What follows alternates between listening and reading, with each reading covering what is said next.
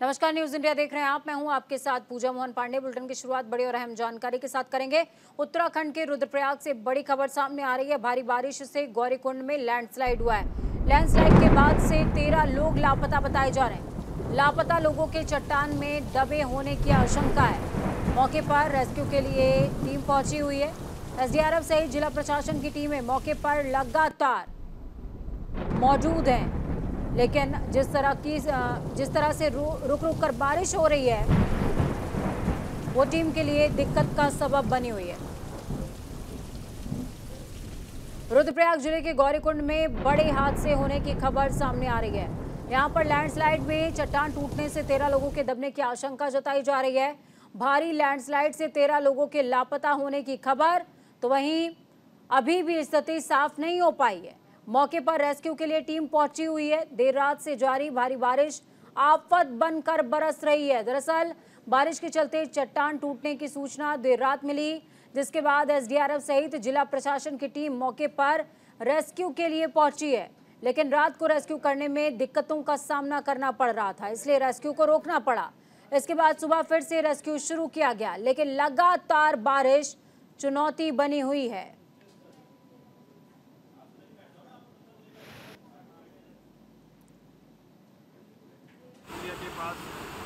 तीन दुकानें क्षतिग्रस्त हो गई थी। ऊपर से चट्टान गिरने और भारी बारिश के कारण वो दुकानें क्षतिग्रस्त हो गई थी, जिसके कारण तत्काल मौके पर पहुंचकर हमने सर्च अभियान चलाया गया।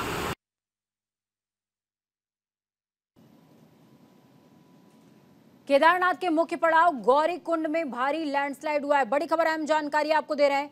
भूस्खलन की चपेट में आए 3 दुकान, कई आवासीय भवन भी भूस्खलन की चपेट में आ गए। गौरीकुंड के पास नाले में अचानक उफान आया। नाले के उफान में फंसे दर्जनों लोग। नेपाली मूल और स्थानीय लोगों के दबने की सूचना है। केदारनाथ के मुख्य पड़ाव गौरीकुंड में हुए भारी भूस्खलन की चपेट में 3 दुकानें और कई आवासीय भवन आए हैं। तो वहीं गौरीकुंड के पास नाले में अचानक उफान आ गया। दर्जनों लोगों के फंसे होने की खबर है।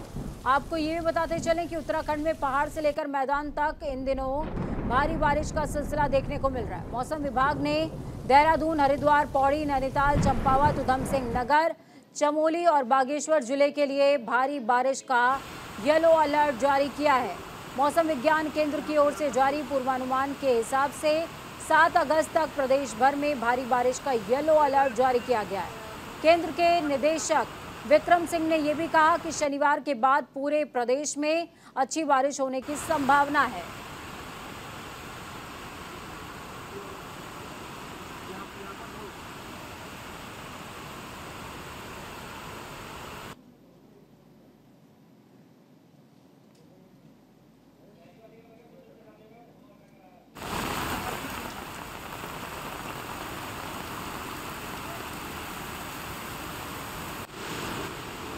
कई आवासीय भवन चपेट में आ गए हैं। गौरीकुंड की तस्वीरें आपको दिखा रहे हैं। आपको बता दें कि केदारनाथ के करीब ही ये मुख्य पड़ाव कहा जाता है, जहां पर भारी बारिश के चलते दुकानों और स्थानीय आवासों में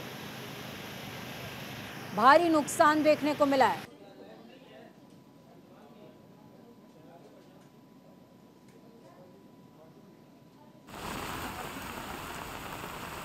गौरीकुंड के पास की तस्वीरें आपको दिखा रहे हैं। नाले में उफान आया, जिसके बाद दर्जनों लोग फंसे हुए हैं।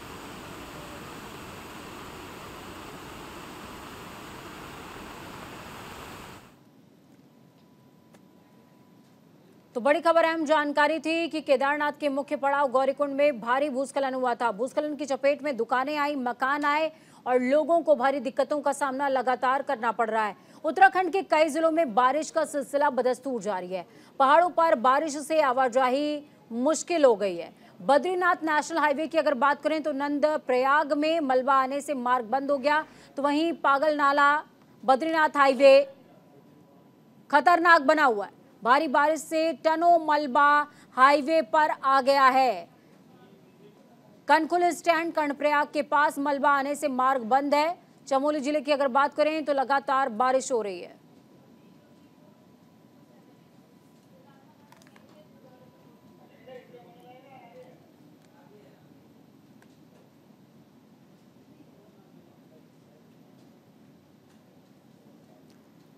तो बड़ी खबर अहम जानकारी आपको दे रहे हैं। पीएम नरेंद्र मोदी नैनीताल का दौरा करेंगे, विकास योजनाओं की सौगात देंगे। 6 अगस्त को रेलवे स्टेशन का करेंगे शिलान्यास। लाल कुआं रेलवे स्टेशन का सौंदर्यीकरण, लाल कुआं रेलवे स्टेशन का कायाकल्प होगा। 23 करोड़ 81 लाख की लागत से स्टेशन का विस्तारीकरण होगा। स्टेशन पर मौजूद रहेंगे केंद्रीय मंत्री अजय भट्ट भी। अमृत भारत योजना के तहत स्टेशन का आधुनिकीकरण किया जाएगा। आपको बताते चलें कि प्रधानमंत्री नरेंद्र मोदी आगामी 6 अगस्त को वर्चुअल रूप से नैनीताल के लाल कुआं स्टेशन के सौंदर्यीकरण विस्तारीकरण का शिलान्यास करेंगे।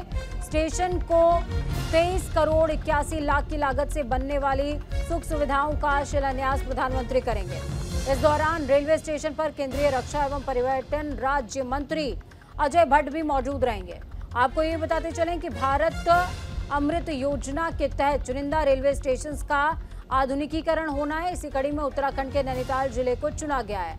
लाल कुआं, काठगोदाम, रामनगर रेलवे स्टेशन का भी कायाकल्प किया जाना है। तो वहीं पूर्वोत्तर रेलवे इज्जतनगर मंडल ने पीएम के शिलान्यास कार्यक्रम की तैयारियां तेज कर दी हैं।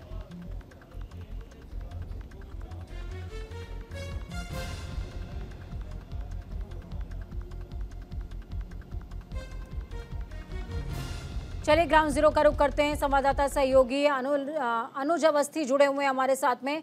अनुज, क्या कुछ अपडेट आप तमाम दर्शकों को दे रहे हैं? प्रधानमंत्री का दौरा है और दौरे से पहले इज्जतनगर मंडल की अगर बात करें तो तैयारियां तेज कर दी हैं।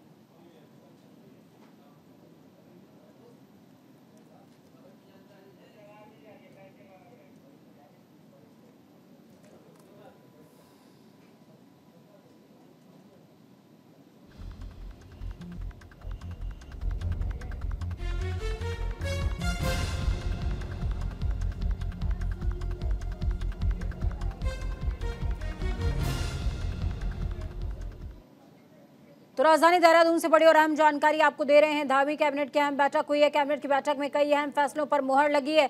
सचिवालय के विश्वकर्मा भवन में कल शाम 4 बजे कैबिनेट बैठक हुई थी, जिसमें नई एमएसएमई नीति, आयुष नीति, ड्रोन नीति समेत अलग अलग विभागों की सेवा नियमावली समेत अन्य प्रस्तावों पर चर्चा की गई। आपको बताते चलें कि ये बैठक 24 जुलाई को प्रस्तावित थी, लेकिन मुख्यमंत्री के नई दिल्ली प्रवास के चलते बैठक को स्थगित कर दिया गया था।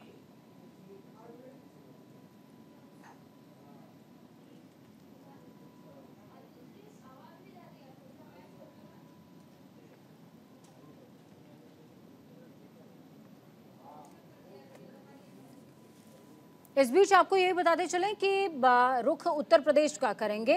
ज्ञानवापी मस्जिद पर इलाहाबाद हाईकोर्ट ने बड़ा फैसला सुनाया। कोर्ट ने अंजुमन इंतजामिया मस्जिद कमेटी की याचिका को खारिज करते हुए ज्ञानवापी मस्जिद के एएसआई सर्वे को हरी झंडी दे दी, जिसके बाद देश भर में ज्ञानवापी को लेकर सियासत जारी है। अब वापस उत्तराखंड लौटिए तो उत्तराखंड में भी हाईकोर्ट के फैसले का स्वागत किया गया। वक्फ बोर्ड के अध्यक्ष शादाब शम्स ने हाईकोर्ट के फैसले की सराहना की है। शादाब शम्स ने कहा कि सर्वे होने के बाद हकीकत सामने आ जाएगी। आपको बता दें कि 21 जुलाई को वाराणसी जिला जज ने ज्ञानवापी के एएसआई सर्वे को आदेश दिया है। मुस्लिम पक्ष ने पहले सुप्रीम कोर्ट फिर हाईकोर्ट में एएसआई सर्वे के फैसले को चुनौती दी थी। अब हाईकोर्ट ने इस याचिका को खारिज कर दिया है। इलाहाबाद हाईकोर्ट ने कहा कि न्याय हित में एएसआई का सर्वे जरूरी है, कुछ शर्तों के तहत इसे लागू करने की जरूरत है, जिसको लेकर देश भर में सियासत आई है। ज्ञानवापी को लेके माननीय उच्च न्यायालय इलाहाबाद में एक निर्णय आया है, जिसमें एएसआई को सर्वे की अनुमति दी गई। मुझे लगता है कि सर्वे होना चाहिए। सब लोग इससे सहमत हैं और इसमें सब लोगों को सहयोग करना चाहिए। अगर इतिहास में कुछ गलतियां हुई हैं तो उन्हें सुधारने की आवश्यकता है और एक प्यार मोहब्बत, आपस में एक अच्छा वातावरण बने, दोनों समाज के लोग आपस में वो माहौल बनाएं कि जिससे हम टेबल टॉक्स के लिए बैठ सकें। रुद्रप्रयाग जिले के गौरीकुंड में बड़ा हादसा होने की खबर सामने आ रही है। यहां लैंडस्लाइड में चट्टान टूटने से 13 लोगों के दबने की आशंका जताई जा रही है। भारी भूस्खलन से 13 लोगों के लापता होने की खबर, लेकिन अभी भी स्थिति साफ नहीं है। तो वहीं मौके की अगर बात की जाए तो रेस्क्यू टीम पहुंची हुई है। देर रात से जारी भारी बारिश आफत बनकर लगातार बरस रही है। दरअसल बारिश के चलते चट्टान टूटने से की जो सूचना है देर रात मिली, जिसके बाद एसडीआरएफ सहित जिला प्रशासन की टीमें मौके पर रेस्क्यू के लिए पहुंची हैं, लेकिन रात को रेस्क्यू नहीं हो पाया। दिक्कतों का सामना करना पड़ रहा है। इसके बाद सुबह फिर से रेस्क्यू शुरू किया गया, लेकिन लगातार बारिश चुनौती बनी हुई है।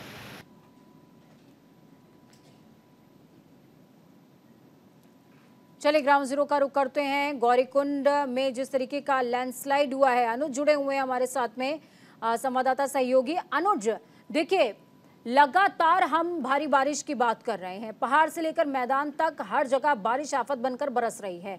गौरीकुंड की अगर बात की जाए तो बीती रात जिस तरीके का हादसा देखने को मिला, उसके बाद रेस्क्यू टीम भी परेशान है कि आखिरकार स्थितियों को नियंत्रित करे कैसे, क्योंकि बारिश तो रुक नहीं रही है और रेस्क्यू करने में दिक्कतें आ रही हैं। लगातार मौसम विभाग से टीम को लगातार अपडेट दे रहा है कि मौसम लगातार बिगड़ रहा है। राजधानी पूरे प्रदेश की अगर बात करें, लगातार बारिश हो रही है, लैंडस्लाइड होने जगह जगह से। मुख्यमंत्री भी लगातार इस बात के निर्देश दे रहे हैं कि जो यात्रा मार्ग है वहाँ पे जो श्रद्धालु है वो थोड़ा रुक करके जाए, क्योंकि मौसम खराब है। चाहे बद्रीनाथ केदारनाथ मार्ग की अगर बात करें या गंगोत्री यमुनोत्री की बात करें, हम लगातार मीडिया पर इस खबर को दिखा रहे हैं कि मौसम लगातार बिगड़ रहा है और अपने दर्शकों को इस बात को लेकर के ही बोल रहे हैं कि जो चारधाम यात्रा के लिए जा रहे हैं वो थोड़ा सतर्क होकर के जाए और अगर एहतियात बरते ज्यादा। बहुत शुक्रिया अनुज हमारे साथ जुड़ने के लिए। तकनीकी खराबी के चलते आपकी आवाज़ हम तक स्पष्ट नहीं पहुंच पा रही है। सोचिए जिस क्षेत्र में रेस्क्यू करने में इतनी दिक्कतें आ रही हैं तो नेटवर्क में थोड़ा सा इशू तो हो ही सकता है। खबरों में आगे बढ़ेंगे। हरिद्वार के लक्सर में पूर्व सीएम हरीश रावत ने न्यूज़ इंडिया से खास बातचीत की। इस दौरान उन्होंने कहा मेवात और नूह में भड़की हिंसा के पीछे बीजेपी का हाथ है, क्योंकि बीजेपी देश में हिंदू मुस्लिम के झगड़े को धार्मिक उन्माद की आग में झोंक कर 2024 के चुनाव में लाभ लेना चाहती है। सुनिए। पूर्व मुख्यमंत्री हरीश रावत जी हमारे साथ में हैं। देश के कई हिस्सों में धार्मिक उन्माद भड़क रहे हैं और खासकर आपने देखा होगा हिंसा की आग में हरियाणा चल रहा मेवात नूह की घटना को लेकर के आप किस तरह देखते हैं? कांग्रेस क्या कहते हैं?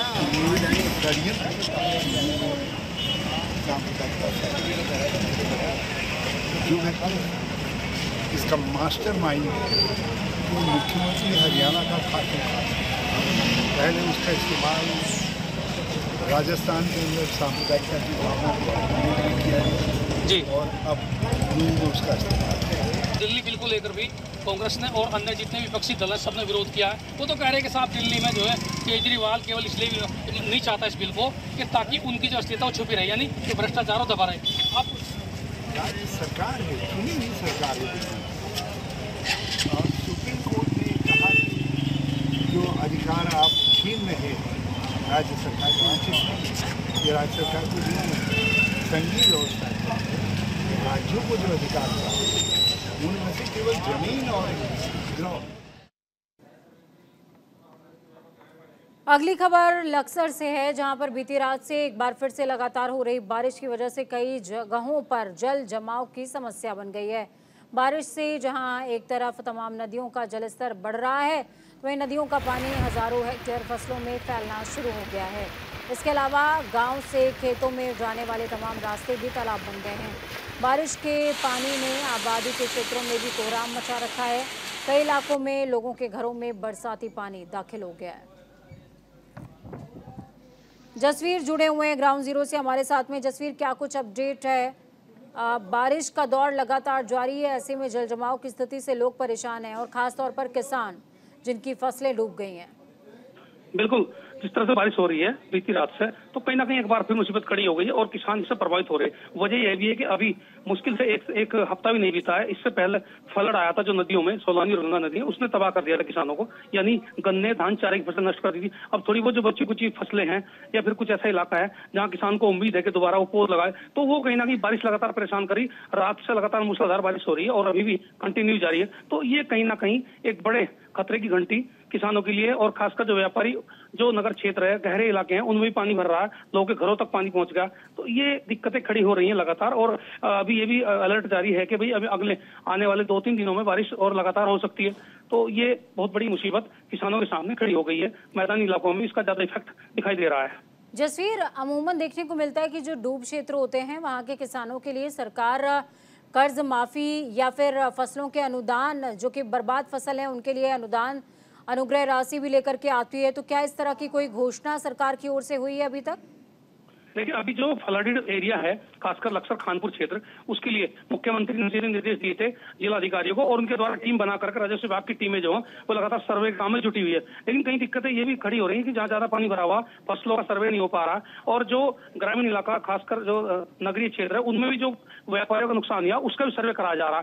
जल्दी सर्वे रिपोर्ट तैयार होकर के शासन को जाएगी, उसके बाद चेक वितरण का कार्य शुरू होगा। कुछ इलाकों में जो प्राथमिक यानी कि फौरी तौर पर राहत दी जानी थी, उसके चेक वितरित किए गए हैं, लेकिन उसे लोग बाग उनके मुंह में जीरा बता रहे, कह रहे कि भाई बहुत छोटी मात्रा में लोगों का नुकसान बढ़ा हुआ है और उसे आंका गया कम है, यानी कि जो मदद के नाम पर जो है कम राशि दी जा रही है। ये भी कहीं ना कहीं सवाल खड़े हो रहे हैं।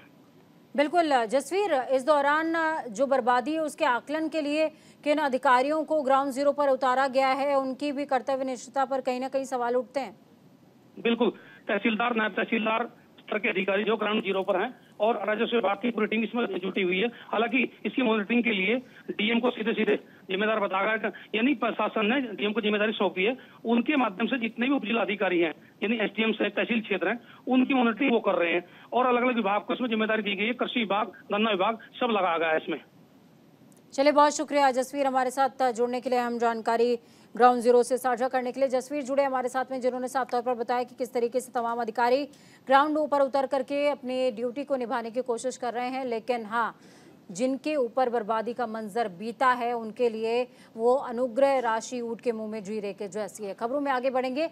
लक्सर क्षेत्र के खरंजा कुतुबपुर गांव की एक युवती ने गांव के ही 2 युवकों पर छेड़खानी का आरोप लगाया। युवती ने अपने भाई और अपने मां के साथ लक्सर एसडीएम गोपाल राम बिनवाल को पत्र देकर बताया कि कुछ दिनों से गांव के 2 युवक अक्सर उसे अकेला पाकर उस पर अश्लील फब्दियां कसते हैं, उसे परेशान करते हैं। युवती का यह भी आरोप है कि पिछले 29 जुलाई की शाम वो घर पर अकेली थी। इसी बीच दोनों युवक उसके घर में दाखिल हो गए और उसके साथ छेड़खानी करी। इस बीच उसकी मां मौके पर घर आ गई, जिन्हें देखकर आरोपी गाली गलौज करके जान से मारने की धमकी देते हुए रफूचक्कर हो गए। युवती और उसके परिवार वालों का आरोप था कि उन्हें घटना की जानकारी कोतवाली पुलिस को भी दी थी और तहसील मुख्यालय पर भी शिकायत की थी, लेकिन अभी तक कोई कार्रवाई नहीं हुई है।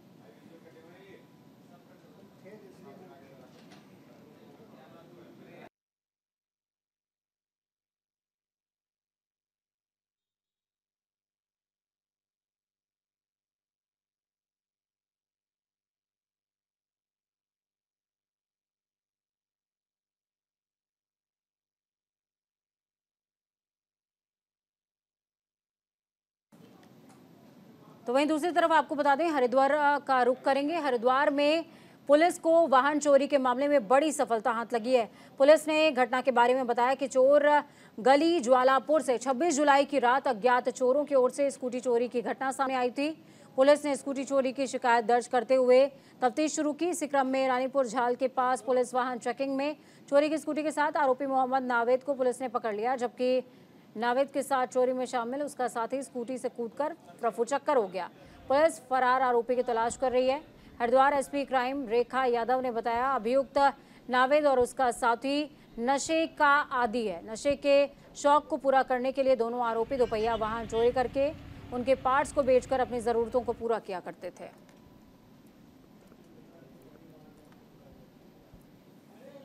वो एक स्कूटी चोरी हुई थी, जिसकी तहरीर बादनी के द्वारा थाने आकर के दी गई थी। उसकी तहरीर पर मुकदमा पंजीकृत कर चेकिंग अभियान चलाए गए एवं टीमों का गठन किया गया। इसी क्रम में 2 अगस्त को चेकिंग के दौरान एक स्कूटी जिस पर 2 व्यक्ति सवार आ रहे थे, उसको पुलिस द्वारा रोका गया। क्योंकि पुलिस टीम आगे खड़ी हुई थी, उस पर सवार एक व्यक्ति कूद करके भाग गया एवं जो व्यक्ति चालक था उसको पुलिस द्वारा पकड़ा गया। उत्तराखंड में इस बार जमकर बारिश हो रही है। सिर्फ जुलाई महीने की बात की जाए तो बारिश सामान्य से 32% ज्यादा दर्ज की गई है। मौसम विज्ञानी सहित रोहित थपलियाल ने कहा कि उत्तराखंड में 1 जून से 31 जुलाई तक मानसून 16% ज्यादा रहा, जबकि आने वाले दिनों में भी मानसून के सामान्य रहने की संभावना है। अगले कुछ दिनों में मानसून की एक्टिविटी बढ़ेगी, जिससे राज्य के ज्यादातर इलाकों में हल्की से मध्यम बारिश होने के आसार हैं। विशेषकर कुमाऊं मंडल के जनपदों में भारी बारिश की संभावना है। अभी तक के मानसूनी सीजन में बागेश्वर और हरिद्वार में सामान्य से ज्यादा बारिश देखने को मिली है, जबकि नैनीताल, पिथौरागढ़ और चंपावत जिलों में सामान्य से कम बारिश दर्ज की गई है।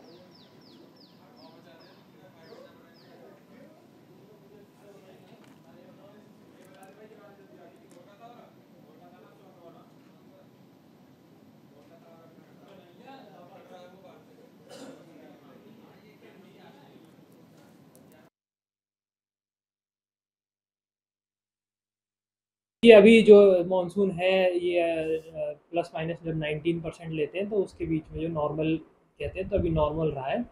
तो अभी आगे भी जो है सामान्य के आसपास ही लग रहा है मॉनसून रहेगा। और अभी बारिश हरेला पर्व के मौके पर नैनीताल में पौधारोपण किया गया। इस दौरान उच्च न्यायालय के मुख्य न्यायाधीश विपिन सांघी, न्यायमूर्ति रविंद्र मैठाणी, न्यायमूर्ति आलोक कुमार वर्मा, न्यायमूर्ति राकेश थपलियाल, न्यायमूर्ति पंकज पुरोहित, रजिस्ट्रार जनरल और हाईकोर्ट बार एसोसिएशन के पदाधिकारियों सहित अधिवक्ता मौजूद रहे। पौधारोपण कार्यक्रम के दौरान उत्तराखंड उच्च न्यायालय के मुख्य न्यायाधीश विपिन सांघी ने कहा, उत्तराखंड में श्रावण मास में हरेला पर्व जो प्रकृति प्रेम को दर्शाता है, इस मौके पर जो पेड़ पौधे लगाए जाते हैं उससे पहाड़ों में भूस्खलन का खतरा तो कम होता ही है, साथ ही साथ प्राकृतिक सुंदरता में भी इजाफा होता है।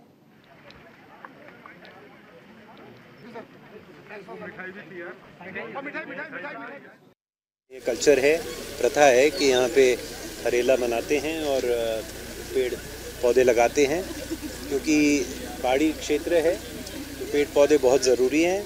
बहुत अच्छा मूव है और मैं चाहूँगा कि सारे स्टेट में ये पूरा अभियान जोर शोर से चलना चाहिए, इससे स्टेट में पूरी ग्रीनरी बनी रहे। वक्त यहाँ पर छोटे से ब्रेक का। ब्रेक के उस पार खबरों का सफर लगातार जारी रहेगा। बने रहिए न्यूज़ इंडिया के साथ, क्योंकि हम हैं राष्ट्र की आवाज़।